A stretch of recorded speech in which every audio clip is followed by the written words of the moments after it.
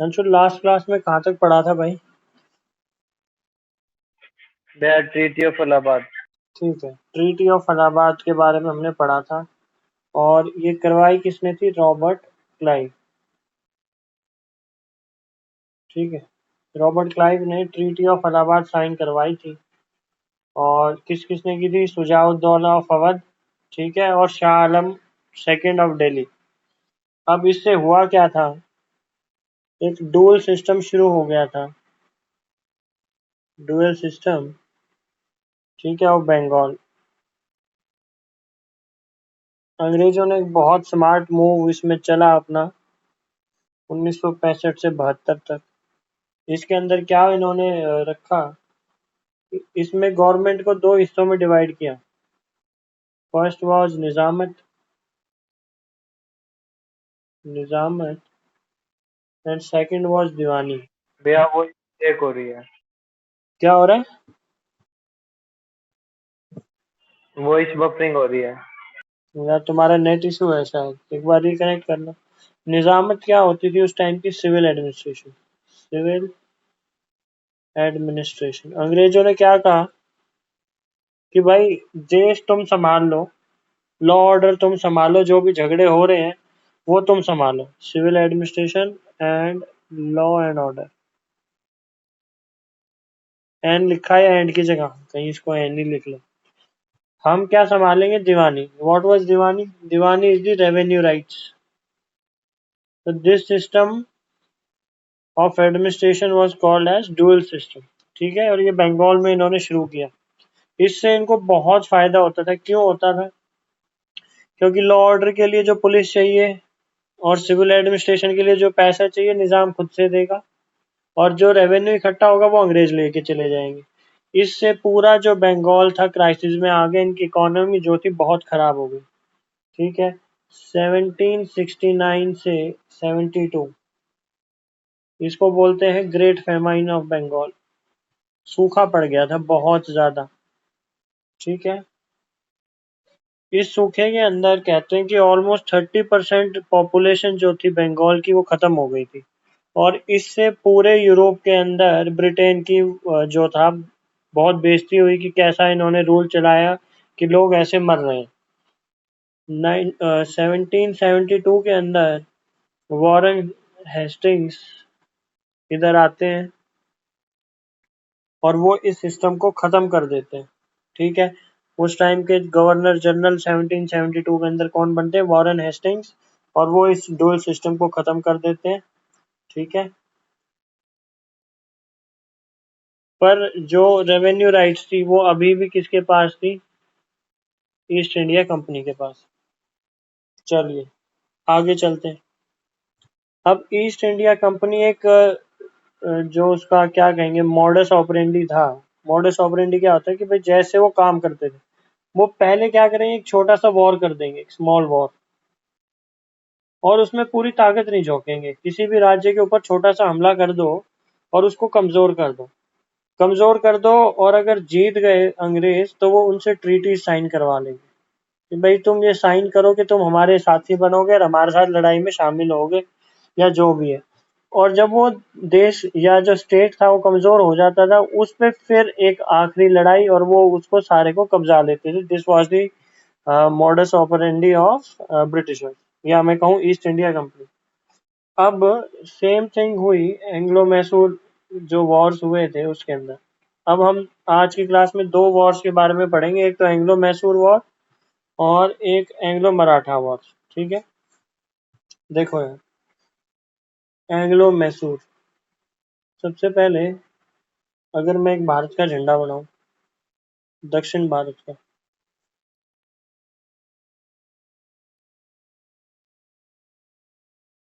ठीक है, तो मैसूर जो है उस टाइम का कर्नाटका रीजन है, ये वाला।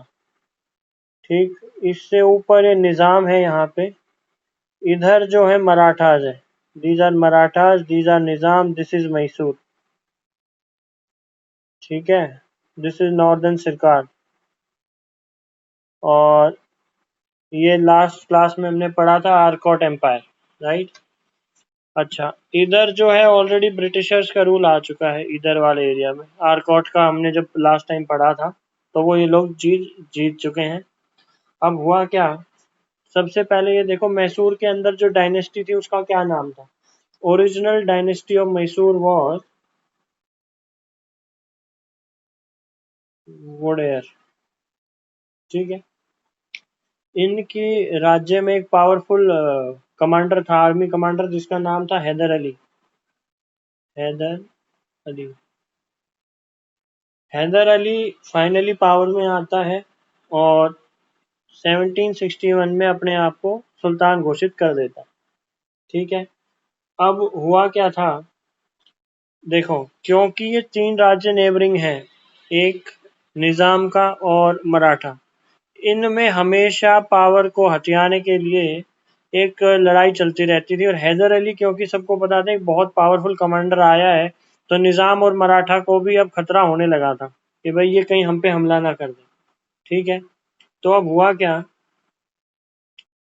अब हम स्टडी करेंगे first Anglo Mysore. Actually total 4 Wars हुए थे। फर्स्ट एंग्लो मैसूर वॉर 1767 से 69 तक। ईयर इतना इम्पोर्टेंट नहीं है, बस ये पता होना चाहिए 1767 70 के आसपास की बातें हो रही। अब साउथ इंडिया के अंदर जो ब्रिटिश थे उनकी भी पावर बढ़ती जा रही थी। तो जो हैदर अली था वो चाह रहा था कि जो ब्रिटिशर्स हैं वो चले जाए, ईस्ट इंडिया कंपनी वहां से चली जाए। और ये चीज ईस्ट इंडिया को भी पता था कि भाई ये हमें लाइक नहीं करता है। On the other hand East India Company wanted to expand itself in the South India. अब इन्होंने इस चीज के अंदर क्या किया, इसने देखा अली के दुश्मन कौन कौन है, इसने देखा निजाम और मराठा, ये इसके दुश्मन है। इन्होंने तीनों ने मिलकर एक अलायंस बना लिया, ब्रिटिश, निजाम और मराठाज ने, कि भाई हम इनको, अली को एलिमिनेट कर देते हैं और राज्य को बांट लेंगे। होता भी यही है और ये इस पे आक्रमण कर देते हैं। ठीक है, 18 मंथ्स तक लड़ाई चलती रही, कोई रिजल्ट नहीं आ रहा था, मारपीट खून खराबा हो रहा था। One fine day what happens, Ali जो है, Hyder Ali, he suddenly marched and attacked Madras. उसने किस पे अटैक किया, he march up to Madras and attacked it. और फाइनली यहाँ पे इंग्लिश को हरा दिया। He defeated Britishers, East India Company को यहाँ पे हरा दिया गया। और यहाँ पे एक ट्रीटी साइन करवाई गई अंग्रेजों के द्वारा, ट्रीटी ऑफ मद्रास। ये एक डिफेंसिव अलायंस इसने क्रिएट किया यहाँ पे, डिफेंसिव अलायंस। बेसिकली इन डिफेंसिव अलायंस इसने क्या कहा कि तुम इनके साथ हाथ नहीं मिलाओगे, तुम मेरे साथ हाथ मिलाओगे, ब्रिटिशर्स को। तुम अपनी फैक्ट्रीज चलाते रहो पर तुम हमारे ऊपर हमला नहीं करोगे और निजाम और मराठाओं से हाथ नहीं मिलाओगे। ठीक है, अब फर्स्ट एंग्लो मैसूर वॉर कौन जीत गया, मैसूर जीत गया। अब हम बात करेंगे second, second Anglo Mysore war. ठीक है, 1780 से 84। अब देखो 1771, 71 को क्या है, 70 71, 71 के अंदर मराठाज ने हैदर अली पर हमला कर दिया, या मैं कहूँ मैसूर के ऊपर हमला कर दिया। अब हैदर अली ने क्या किया, फटाफट ईस्ट इंडिया कंपनी को लेटर्स लिखने शुरू किए, बट ईस्ट इंडिया कंपनी ने कोई रिप्लाई ही नहीं दिया। उन्होंने कोई इसको हेल्प नहीं दी हैदर अली को। ठीक है, और इससे जो हैदर अली था भाई बहुत डिसअपॉइंटेड हुआ। इसका जो लड़का था टीपू सुल्तान, हैदर अली ने अपने लड़के को सिखाया था भाई कभी भी अंग्रेजों पर विश्वास मत करना, ये धोखा ही देंगे। ठीक है, और इधर एक फेमस टर्म कोट होती है जिसका नाम है एल्बियंस, एल्बियंस पैट्रिडी। ठीक है, इसका अर्थ है कभी अंग्रेजों पे विश्वास मत करना। ये जो है वाइट होता है इसका अर्थ, एल्बियंस। ठीक है, वाइट। अच्छा, अब 1780 के अंदर क्या होता है, जो ईस्ट इंडिया कंपनी है वो माहे को कैप्चर कर लेती है, माहे, MAHE। ठीक है, ये बेसिकली एक फ्रेंच पोर्ट था, फ्रेंच पोर्ट, जो कि मैसूर के अंडर में आता था। फ्रेंच और मैसूर जो थे फ्रेंड्स थे। ओके, अच्छा, अब यहाँ पे क्या होता है कि हैदर अली के लिए भी बड़ा इंपॉर्टेंट था। अब हैदर अली क्या कहता है, वो जाता है निजाम के पास प्लस में मराठा के पास कि भाई चलो तीनों मिलकर में अंग्रेजों को हरा देते। बट जो ईस्ट इंडिया कंपनी है उनकी डिप्लोमेसी ऐसी थी, इन्होंने निजाम और मराठा को एक तरफ कर दिया कि भाई तुम लोग इसमें पार्टिसिपेट मत करना। ठीक है, और इसमें भी जो हैदर अली था अकेला पड़ जाता है। ठीक, हैदर अली आरकोट पे हमला करता है और यहाँ पे हार जाता है। ठीक है, इसको कौन हराता है, यहाँ पे जो कमांडर था सर आयरकूट, आयरकूट के नेतृत्व में ईस्ट इंडिया कंपनी आरकोट को बचा लेती है और हैदर अली यहाँ पे हार जाता है।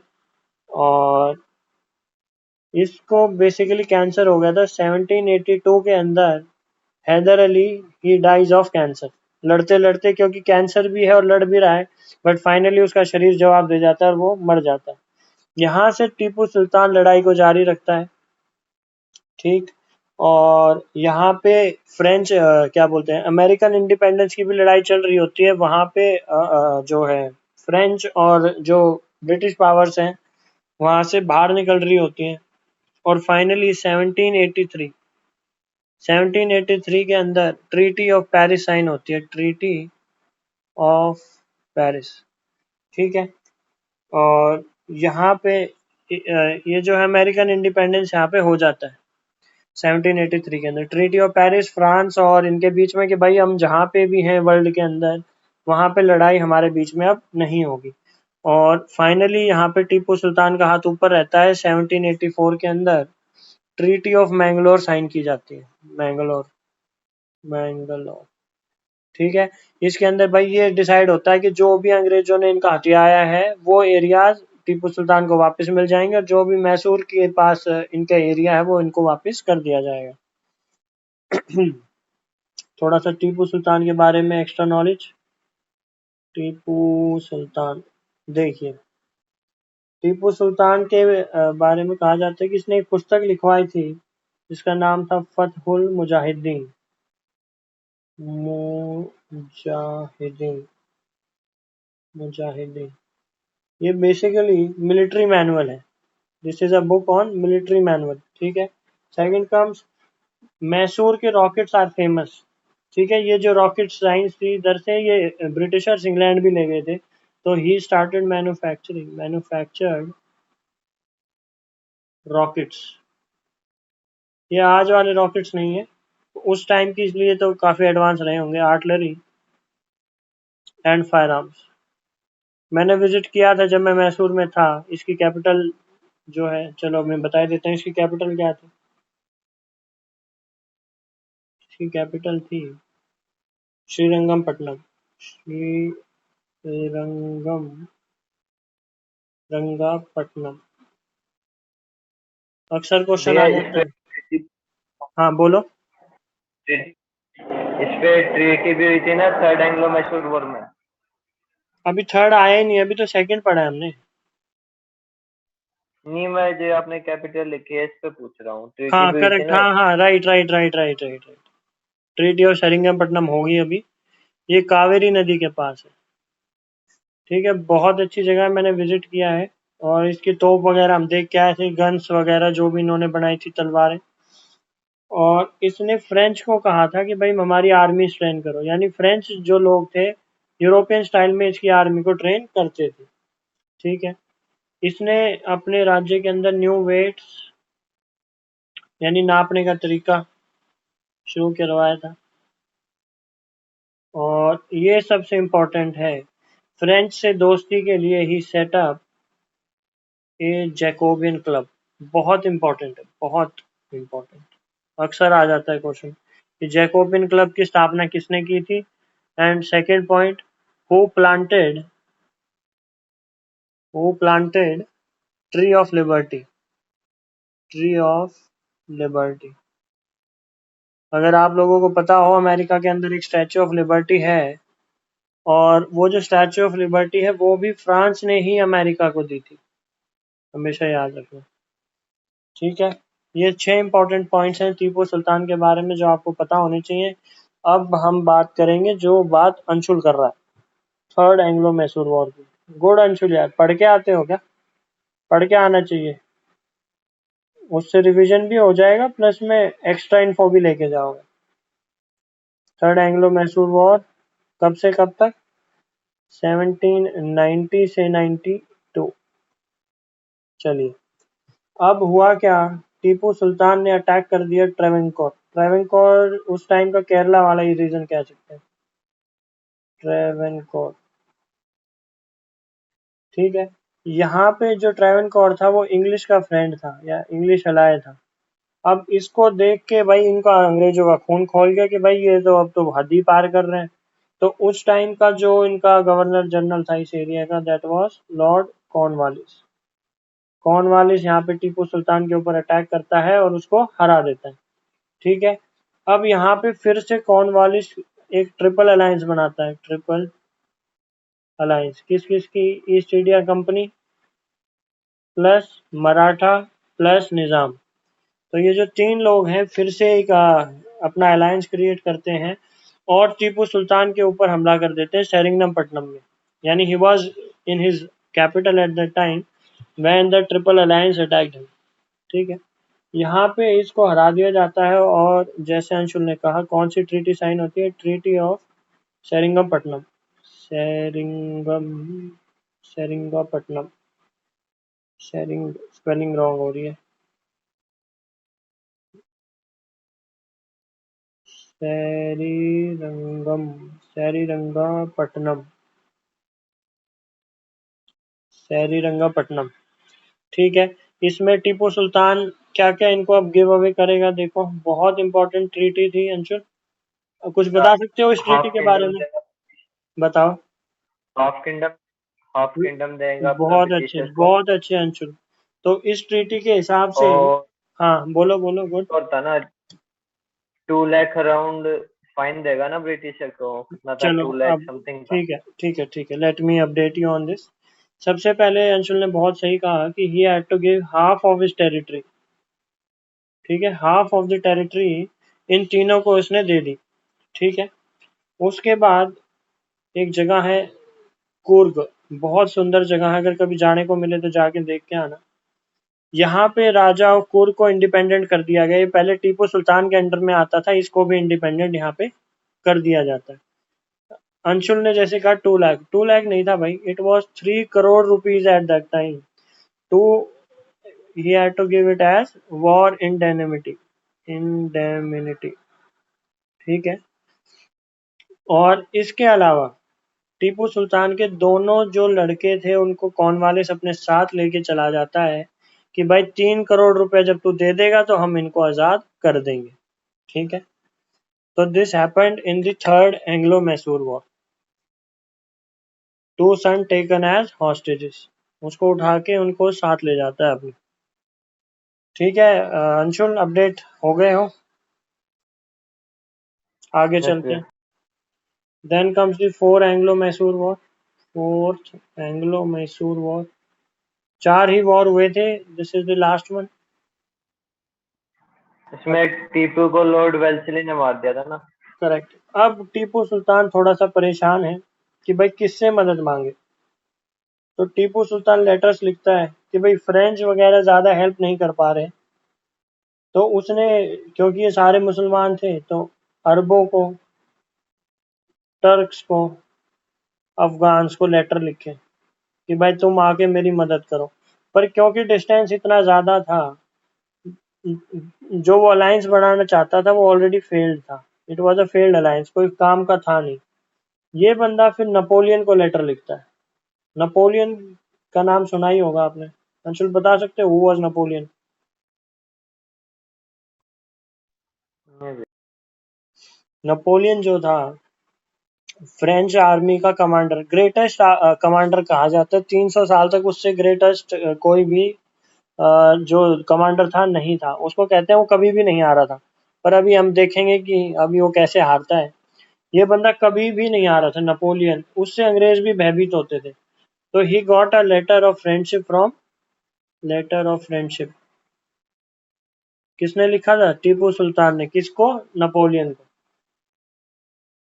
तो नेपोलियन को जब लिखा तो नेपोलियन एग्री हो गया कि मैं इंडिया आऊंगा और इनको हराऊंगा। बट उसने अपना प्लान चेंज किया कि भाई मैं जा रहा हूँ इजिप्ट पहले, इजिप्ट में इन अंग्रेजों को पीटूंगा और ये वहीं से डर के मारे भाग जाएंगे। बट होता क्या है, क्योंकि इंग्लिश जो नेवी थी बहुत स्ट्रांग थी, नेपोलियन की समुद्र में ही हार हो जाती है और वहां से वो दोबारा फ्रांस भाग जाता है। वो कभी इंडिया आ ही नहीं पाता है। ठीक है। अब हुआ क्या, टीपू सुल्तान फिर से अकेला पड़ गया। और क्योंकि जब आदमी कमजोर होता है ना तो आलतू फालतू लोग उसको दबाना बहुत शुरू करते हैं। तो उस टाइम वेल्सली, जो उस टाइम का वेल्सली गवर्नर था, वो टीपू सुल्तान के पास आता है और वो कहता है भाई तुम सब्सिडरी अलायंस साइन करो, सब्सिडरी अलायंस को साइन करो। Now what is subsidiary alliance, Anshul?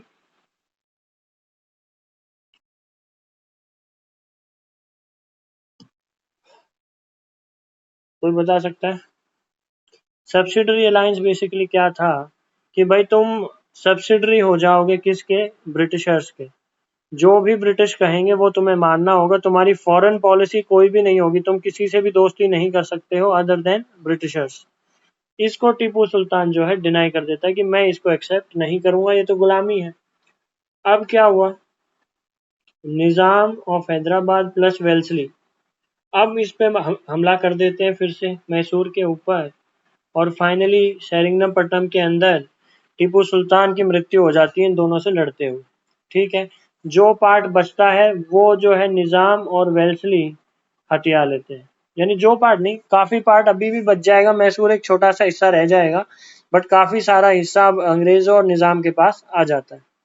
अब हुआ क्या, जो इनकी ओरिजिनल डायनेस्टी थी जो हमने स्टडी की थी, वोडेयार, वोडेयार, इस वंश का एक 5 साल का लड़का था, 5 ईयर ओल्ड बॉय, जिसका नाम था कृष्ण राजा थ्री, कृष्णा राजा थ्री। इसको अंग्रेज बना देते हैं, इसको किंग बना देते हैं। He was made the king. अब इसको अंग्रेज राजा क्यों बना देते हैं? क्योंकि वो इससे सब्सिडरी अलायंस जो है साइन करवा लेते हैं इस बच्चे से। और जो मैसूर था, now it becomes subsidiary of Britishers, या ईस्ट इंडिया कंपनी के अधीन अब ये हो जाता है। और जो टीपू सुल्तान की जो फैमिली थी, उनके जो सन्स थे उनको वेलोर भेज दिया जाता है। कहाँ भेजते हैं? वेलोर। और यहाँ पे इंडियन इतिहास के अंदर एक बहुत बड़ी चीज होती है, क्या, कि उस समय ब्रिटिशर्स ने जो उनके फौजी थे उनको जो कैप्स दी थी, उन कैप्स के अंदर एक क्रॉस बनाया हुआ था। ठीक है। अब इन आर्मी की, जो ब्रिटिशर्स की आर्मी में इंडियंस थे, उनको इसके जो दो सन्स थे वो भड़का देते हैं कि यार ये तुम्हारे साथ क्या करने लग रहे हैं। ठीक है।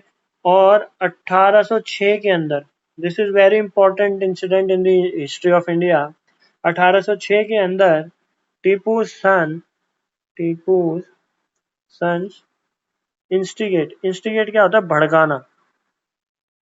Instigated Vellore movement. बहुत इंपॉर्टेंट है यार, बहुत इंपॉर्टेंट। काफी जिन्होंने स्टडी किया हुआ है वो ही बता पाते हैं, अदरवाइज तो हवा में जो पढ़ रहे हैं उनसे पूछना इसके बारे में क्या था वो नहीं बता पाएंगे। ठीक है।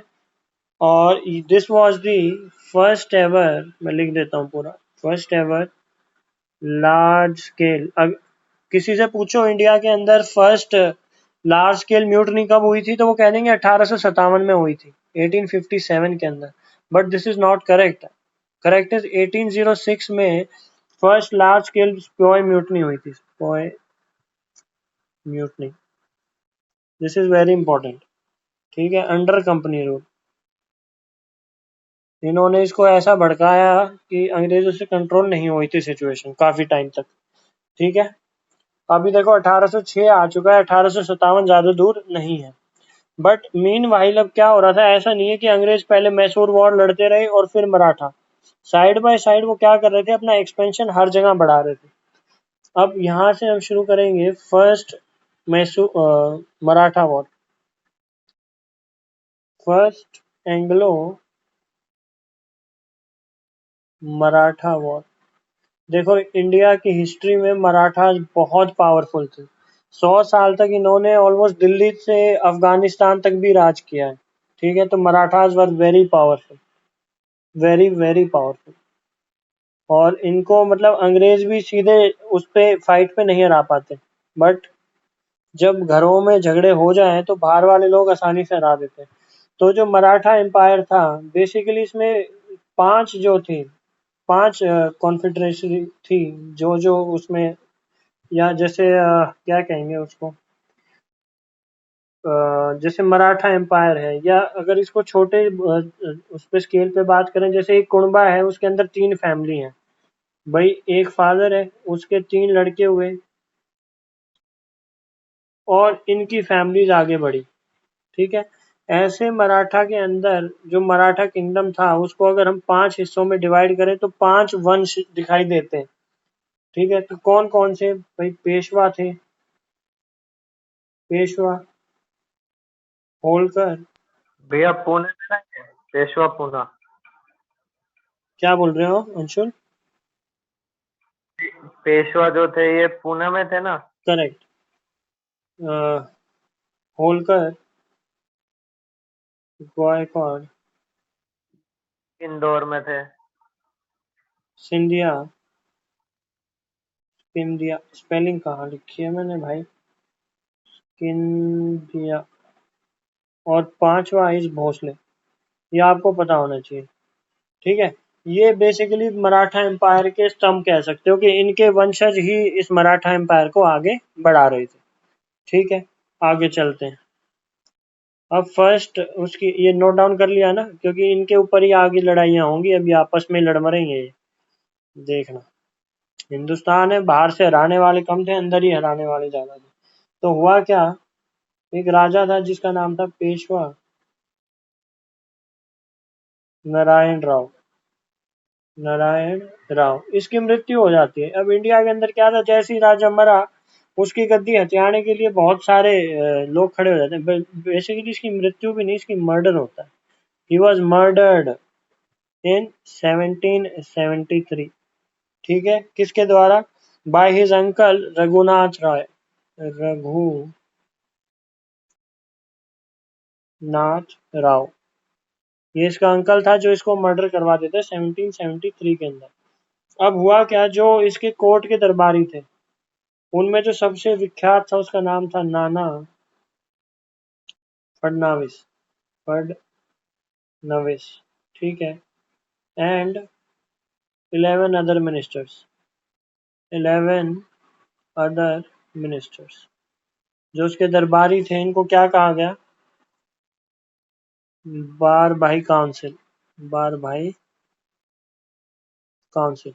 इन्होंने क्या किया भाई, इसका एक इन्फेंट बच्चा था जो कुछ महीनों का था, हिज इन्फेंट सन, उसको राजा बना दिया। अब क्योंकि ये तो बच्चा है, इसको क्या पता, अब सारी पावर आ गई किसके हाथ में, नाना फडणवीस के हाथ में। ठीक है, और इसके लड़के का नाम माधव राव सेकंड। ठीक है, अब इससे इसको बड़ा क्रोध आया भाई, कि मरवाया तो मैंने, राजा कोई और बन गया और पावर किसी और के हाथ में आ गई। अब ये बंदा भागा भागा जाता है कहाँ, सूरत। अब सूरत में ये क्या करता है, ये ट्रीटी ऑफ सूरत साइन कर लेता है बेवकूफ। अंग्रेजों के पास जाता है और कहता है कि तुम मुझे राजा बनवा दो, और ट्रीटी ऑफ सूरत के तहत 1775 के अंदर ये बोलता है कि मैं तुम्हें 2 छोटे-छोटे आइलैंड हैं बम्बई के पास, बसीन और सालसेट, ये मैं तुम्हें दिलवा दूंगा, तुम मुझे जो है पेशवा बनवा दो। अब देखो, उस टाइम का इंडिया की कंडीशन को अगर हम समझें, कि अगर मैं एक छोटा सा इंडिया का नक्शा बनाऊं, देखो अंग्रेजों की मुख्यता, या मैं कहूँ मैक्सिमम पावर थी कोलकाता रीजन, एक था मद्रास रीजन एंड एक था दिस वन बॉम्बे रीजन। ठीक है, और ये बोल सकते हो ये इनकी ब्रिटिश प्रोविंसेस थे। नाउ इसके अंदर कोलकाता के अंदर डिफरेंट एडमिनिस्ट्रेशन थी, मद्रास के अंदर डिफरेंट एडमिनिस्ट्रेशन थी, बॉम्बे में डिफरेंट थी, यानी कंपनी के 3 हिस्से थे और तीनों अपने अपनी मर्जी से शासन कर रहे थे। अब हुआ क्या, बॉम्बे वाले को लगा यार कलकत्ता वालों ने तो खूब पैसा कमाया, जैसे हमने देखा था डोल सिस्टम लेके आए हैं तो हम भी डोल सिस्टम लेके आएंगे। इसको देखकर जो वॉरेन हेस्टिंग्स था, वॉरेन हेस्टिंग्स, वो कहता है यार तुम कहाँ, तुम बिजनेस करने आए हो, तुम यहाँ शासन करने आए हो। और जो बॉम्बे प्रेसिडेंसी थी उससे वो नाखुश हो जाता है, Bombay presidency, he was unhappy with Bombay presidency. पर हुआ क्या, जो बॉम्बे वाले थे इन्होंने इसके बॉसेस से बात कर ली, वॉरेन हेस्टिंग्स के, इससे भी सीनियर ऑफिसर्स के पास जाके बात कर ली और ये कहा कि भाई अगर हम यहाँ पे डोल सिस्टम लेके आ जाएंगे, डोल गवर्नमेंट लेके आ जाएंगे तो फायदा तो हमें ही है। और ये चीज उनको भी समझ में आ गई। तो फाइनली हुआ क्या कि जो बॉम्बे वाले थे वो कह रहे थे वॉरेन हेस्टिंग्स को तुम इधर आओ और हमें जो है इसमें मदद करो, किसमें, ट्रीटी ऑफ सूरत हमने साइन कर ली है और रघुनाथ राव को हम राजा बना देते हैं और ये 2 हिस्से हमें मिल जाएंगे। बट वॉरेन हेस्टिंग्स उसमें मना कर रहा था। बट क्योंकि उन्होंने इसके सीनियर से बात कर ली थी तो उन्होंने कहा भाई तुम मना नहीं कर सकते, तुम्हें इसकी हेल्प करनी होगी। और इस दौरान वॉरेन हेस्टिंग्स, क्योंकि बात तो चल रही थी, वॉरेन हेस्टिंग्स ने जाके एक और ट्रीटी साइन कर ली, treaty of Purandar, treaty of Purandar 1776। देखो 75 में सूरत में साइन करी, पुरंदर के अंदर 76 में वॉरेन हेस्टिंग्स ने साइन कर दी जाके, किसके साथ, नाना फडणवीस के साथ, कि भाई मैं तुम्हारे ऊपर युद्ध नहीं होने दूंगा और इसको रघुनाथ राव को भगा देते हैं हम लोग। बट फाइनली ऊपर से ऑर्डर आए, वॉरेन हेस्टिंग्स इस ट्रीटी से हट जाता है कि कहता है भाई मैं इसमें तुम्हारा सहयोग नहीं कर सकता हूँ, और बॉम्बे प्रेसिडेंसी की वो हेल्प करता है और फाइनली नाना फडणवीस को हटा दिया जाता है। ठीक है, अब यहाँ पे होती है ट्रीटी ऑफ सालबाई। ये मध्य प्रदेश के अंदर एक जगह है 1782 के अंदर। और इसके अंदर क्या होता है, अब अंग्रेजों को इसमें आ गया मजा, वो कहते हैं इस रघुनाथ राव को ही भगा दो सबसे पहले तो। रघुनाथ राव, उसको पेंशन ऑफ कर देते हैं, ही वॉज पेंशन ऑफ, अर्थात तुम पैसा लो और भागो यहाँ से। ठीक है, सेकंड जो माधव राव जो बच्चा था, माधव राव सेकंड, वो कहते हैं ये राजा बना दो। और जो तीसरा सबसे फायदे का सौदा था, बसीन और सालसेट, ये जगह हमारी हो गई। ठीक है, और फाइनली इस ट्रीटी के अनुसार मराठाओं ने हाँ भर ली, agreed to help East India Company against Mysore, कि भाई जब भी मैसूर से झगड़ा होगा हम तुम्हारी हेल्प करेंगे। 1782।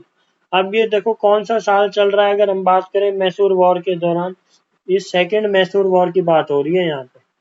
ठीक है, सेकेंड मैसूर वॉर चल रहा था कि उस टाइम जो है मराठा ईस्ट इंडिया कंपनी की हेल्प के लिए आ जाते हैं because of treaty of Salbai. ठीक है, ये हुआ भाई फर्स्ट एंग्लो मराठा वॉर का अंत।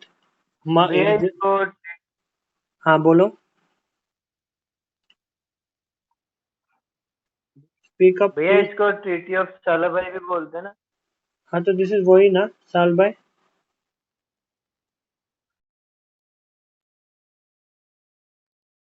कोई स्पेलिंग, दूसरी स्पेलिंग है क्या?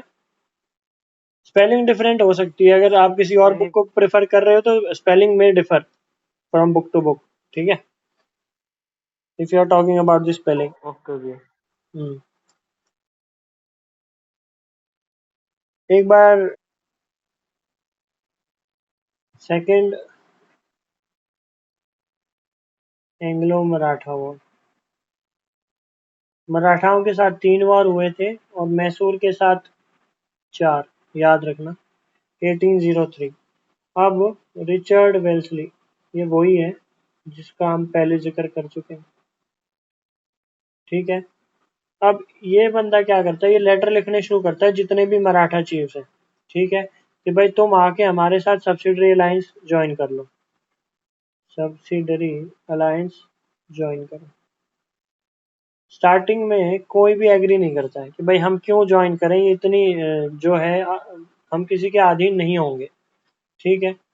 अब आपस में एक बार क्या हुआ, जो पेशवा बाजीराव था, पेशवा बाजीराव सेकंड, इसने, अरे यार, इसने एक बार जशवंत राव होलकर के किसी भाई को मार दिया, ठीक है। ये इंदौर का राजा था, इंदौर, ठीक है, जशवंत राव होलकर। जिसको नहीं पता, इंदौर जो है इंडिया की क्लीनेस्ट सिटी है, सेकंड नंबर पे मैसूर आती है। Initially Mysore was at first but now Indore is leading, okay. Indore is the cleanest city. अच्छा, बाजीराव ने इसके भाई को मार दिया, इससे ये लोग क्रोधित हो गए, आपस में ये लोग इस पे हमला कर देते हैं। जशवंत राव होलकर अटैक्स पेशवा, और जो इसकी कैपिटल, या मैं कहूँ इसका राज्य था पूना वाला, जैसे कि अंशुल ने बताया था, उसको कब्जा लेते हैं। अब ये पेशवा भाग के कहाँ जाएगा भाई आखिरी में, इंग्लिश के पास। और क्योंकि इसको तो भाई अपना पेशवापन वापिस चाहिए था कि मैं ही राजा बनूं, तो he signed, Peshwa Bajirao signed what, उस टाइम ब्रिटिशर्स थे बॉम्बे के अंदर, ही साइंड ट्रीटी ऑफ बसीन।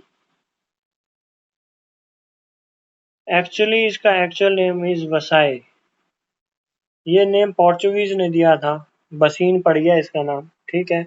और क्योंकि इसको राजा बनना था, 1802 के अंदर ये सब्सिडरी अलायंस को एक्सेप्ट कर लेता है। तो सबसे पहले सब्सिडरी अलायंस मराठास के अंदर किसने एक्सेप्ट की थी, पेशवाज ने, ठीक है। और इसकी देख, हम देख, जो गायकवाड़ था, जो गायकवाड़ वंश था, उसने भी सब्सिडरी अलायंस एक्सेप्ट कर ली, ठीक है। और जो ट्रीटी ऑफ बसीन है, इसको कहा जाता है, it is the death nail, death nail of Maratha confederacy. Confederacy क्या, जो 5 राज्य हमने या 5 वंश हमने शुरू में देखे थे, दैट इज कॉल्ड कॉन्फिडरेसी, कि एक साथ मिलकर इनको क्या कहा गया, मराठास कहा गया, ठीक है। तो सबसे पहले पेशवा ने साइन किया, सेकंड साइन कर लिया खुद ही जाके गायकवाड़ ने।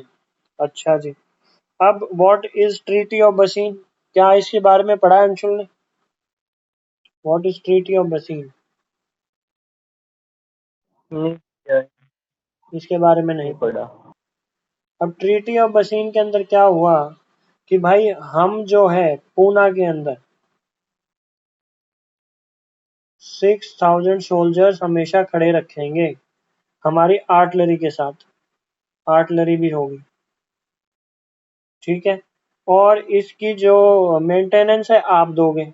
अब इसकी मेंटेनेंस कितनी है भाई, 26 लाख रुपया साल का, ये पेशवा को देना होगा।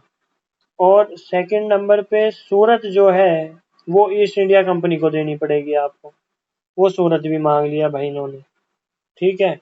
अब हुआ क्या, जो देखो, 2 तो सब्सिडरी लाइंस में आ गए थे और बचे 3। अब इनको लगा यार हमारे भाई बंधुओं ने अच्छा नहीं किया, ये बहुत ही ज्यादा ह्यूमिलिएटिंग है, this is very humiliating treaty, ये कोई अच्छी चीज नहीं है, किसी के अधीन हो जाओ। इन्होंने क्या सोचा कि चलो भाई हम इन अंग्रेजों पे हमला करते हैं, इनको भगा देंगे हम। तो 1803 के अंदर जो सिंधिया हैं और भोसले हैं, ये मिल के अटैक कर देते हैं अंग्रेजों के ऊपर। और यहाँ पे इनका सामना होता है आर्थर वेल्सली से, जो कि रिचर्ड वेल्सली का छोटा भाई है। और इतिहास के अंदर ये बहुत फेमस होता है आगे चल के, ठीक है। पहले मैं इसके बारे में बता देता हूँ। स्किंदिया और भोसले आर्थर वेल्सली से मिलते हैं कहाँ पर, जहाँ इनकी लड़ाई होती है, बैटल ऑफ असाई, ठीक है। और यहाँ पे ये हारते हैं और फाइनली ये सब्सिडरी अलायंस इनको भी साइन करना पड़ता है, ठीक है। अब ये आर्थर वेस्ली के बारे में थोड़ा जान लेते हैं। He was later known as Duke of Wellington, बहुत फेमस युद्ध है, सॉरी बहुत फेमस कोट है इसके ऊपर। और सेकंड, इसी ने नेपोलियन को हराया था, जिसको कोई नहीं हरा पाया था, उसको किसने हराया था? आर्थर वेल्सली ने, एट बैटल ऑफ वाटरलू, ठीक है, 1815 के अंदर। पर इसकी एक किताब है जिसके अंदर ये मेंशन करता है कि बैटल ऑफ असाई इसके जीवन का सबसे कठिन युद्ध रहा। इवन वाटरलू वाला युद्ध भी इसके लिए इतना कठिन नहीं था, ठीक है। और जो ये है अपने, इनको हराता है और ये फिर इधर उधर जाके छुपते हैं, इनको फिर पकड़ के मारता है। कहाँ पे? 1803 के अंदर ही एक ट्रीटी साइन करवाता, finally treaty of Surji, SURJI।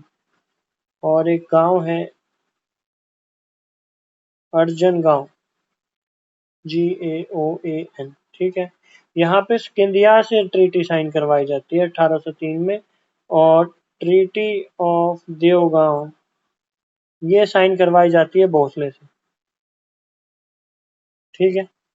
ये आपको पता होनी चाहिए कि भाई देवगांव में किसने साइन की थी और सुरजी अर्जगांव में किसने साइन की थी, ठीक है।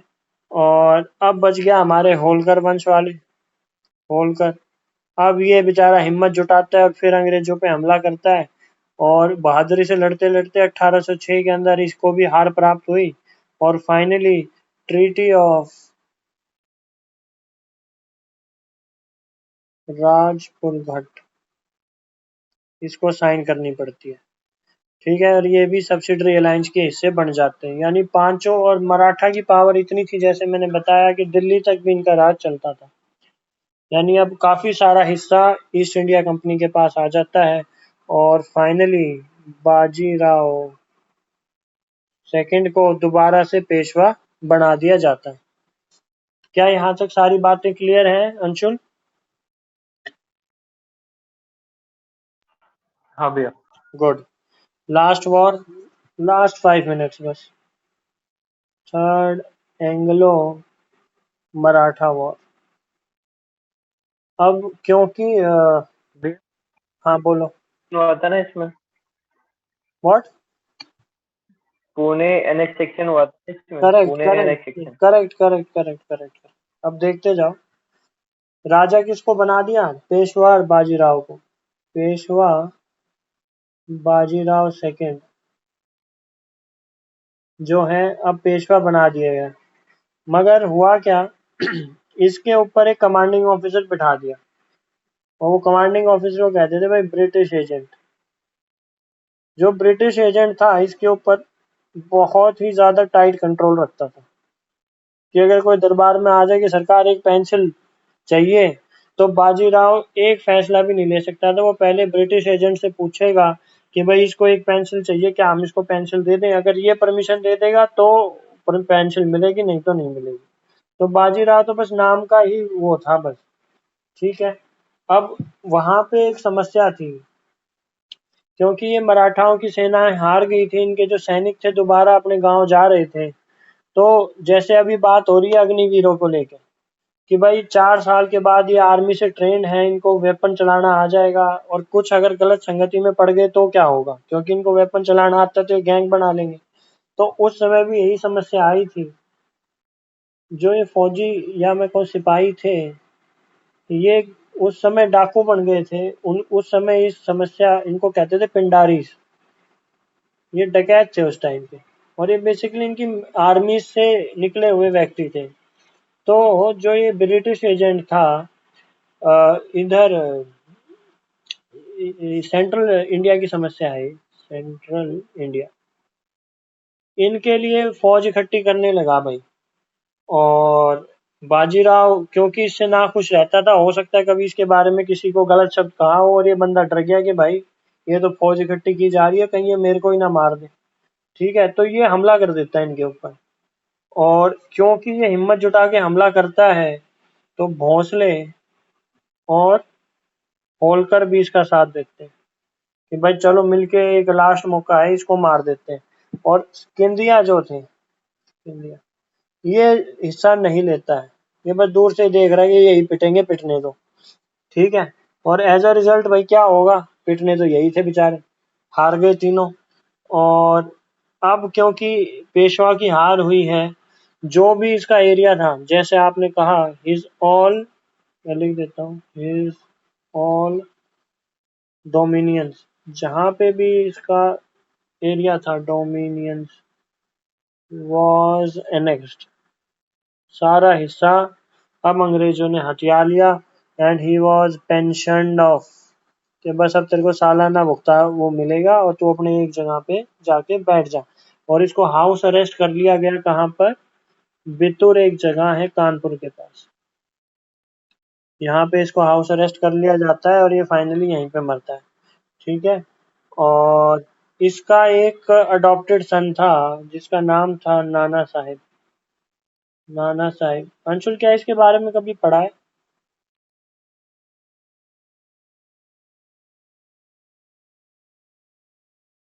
भैया याद नहीं आ रहा, पढ़ा तो था। ये आपने पढ़ा है, आपको ध्यान नहीं है? 1857 की क्रांति में ये हिस्सा लेगा कानपुर से, कानपुर। अभी हम आगे इसको डिस्कस करेंगे। और ये सिर्फ मैंने इसकी नींव बताई है कि नाना साहिब आया कहाँ से था, ये भी मराठा ही था। देखो कानपुर कहाँ यूपी में है ना, तो ये यहाँ तक भी इनका राज चलता था। तो थर्ड मैसूर मराठा वॉर यहाँ खत्म हो जाता है और फाइनली जितने भी हिस्से हैं ये सब अब ब्रिटिशर्स के अंडर में आ जाते हैं।